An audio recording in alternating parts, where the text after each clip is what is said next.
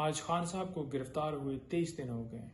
एक ऐसे फैसले के अंदर गिरफ्तार किया गया है जो बिल्कुल गैर कानूनी और गैर आईनी तौर पर दिया गया। आज फिर डिले टैक्टिक्स की गई। इलेक्शन कमीशन के वकील, जैसे कि आपको पता है, जो उन्होंने फुर्तियां दिखाई नीचे ट्रायल कोर्ट में, अब फुर्तियां नजर नहीं आ रही थी।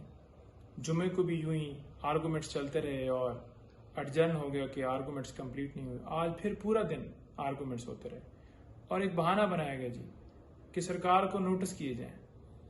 अब सेक्शन जो 426 है क्रिमिनल प्रोसीजर कोड का, वो वाज़ेह कहता है, जिसमें जिक्र ही नहीं है नोटिस के हवाले से, तो एक ऐसी बात पूरा दिन की गई जिसका कोई ताल्लुक ही नहीं है।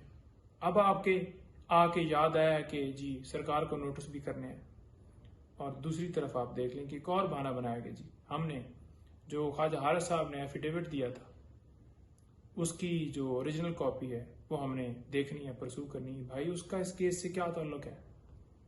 आप सस्पेंशन के ऊपर बात करें कि क्या सस्पेंशन होती है या नहीं होती, लीगली बताएं।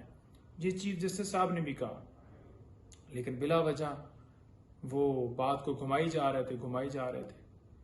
कल के लिए ये केस एडजर्न हुए। हमें पूरी उम्मीद है कि इंशाल्लाह इस केस के अंदर खान साहब की जमानत होनी चाहिए, क्योंकि इस फैसले के अंदर 1000 गलतियां हैं। जो फैसला दिया गया है वो हर जगह के ऊपर एडमिट हुआ कि वाकई जल्दी में फैसला दिया गया है।